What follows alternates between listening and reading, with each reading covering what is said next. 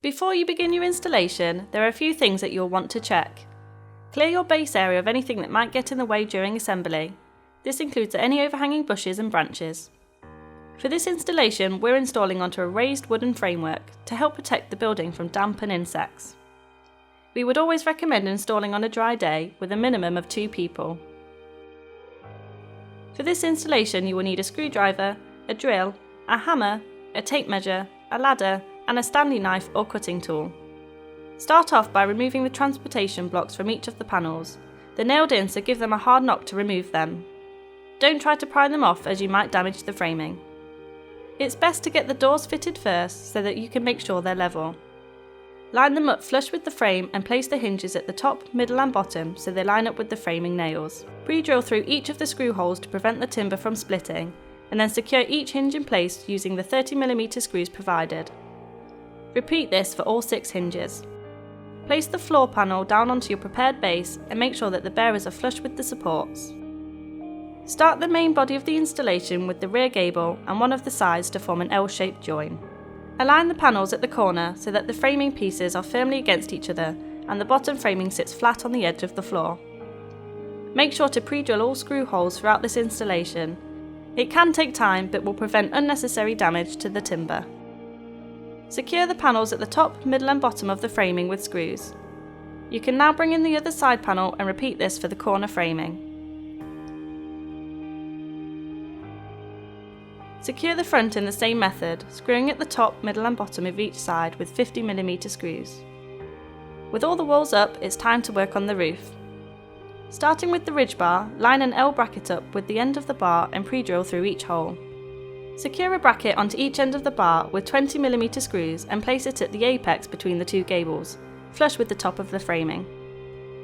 Screw through the bracket and secure it at each end. With the ridge bar installed, the next step is to prepare the roof boards. Place the panels flat on the ground. We found using an eaves frame to prop up one end made it much easier to secure the framing. Slide an eaves frame under the edge of the roof board, making sure it's flush at the end and sides. Secure each frame along the edge through the roof board with 30mm screws at each end and the middle. Slide the roof panel onto the gables until it reaches the ridge and secure in place through the board and into the framing below, along each edge. This will create an overhang for your felt. Repeat this for the other panel.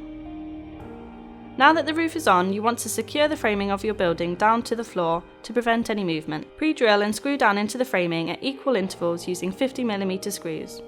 With the felt, either measure the length of your roof with a tape measure, adding a few extra inches either end for overhang. Use a Stanley knife or cutting tool to cut the felt for a nice clean finish.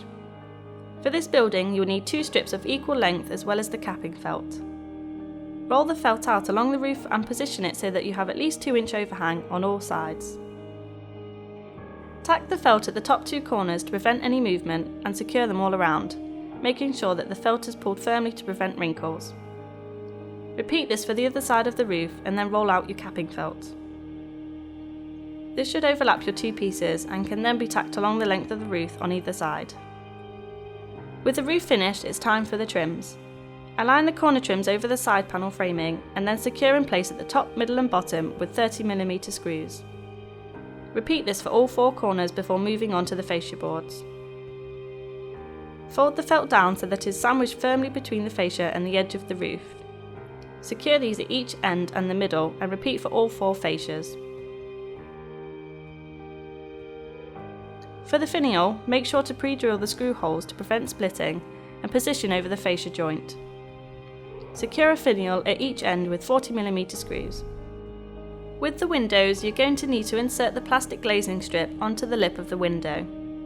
Place a piece of styrene in the window frame and cover the edge with the framing piece. Secure this through into the framing behind to sandwich the glazing in. Repeat this for the other window edge before securing both with the centre framing piece. The door blocks need to be placed on the top, middle and bottom of one door. This will become the slave door. Another block should be placed adjoining the centre block of the slave door, with all blocks being secured with 30mm screws through the front boarding. A turn button can be installed on the top and bottom blocks of the slave door. The door strips need to be placed over the door gap, with the shorter strip at the top of the doors. Make sure they are flush at the top and bottom to leave a gap between them. Secure into the master door along each strip, lining the screws with the internal framing. The last turn button is installed on the slave door between the two strips to prevent the door from swinging open with a black 30mm screw. Now that your shed is installed, you'll want to treat it with a good quality timber preservative to keep it protected throughout the year. Once you've done this, score around the edge of the window framing with a sharp knife on both the inside and outside of the window glazing. You should then be able to peel the protective plastic off the window. For more installations, please check out the other videos on our channel, or for more information on this or any of our other buildings, visit waltons.co.uk.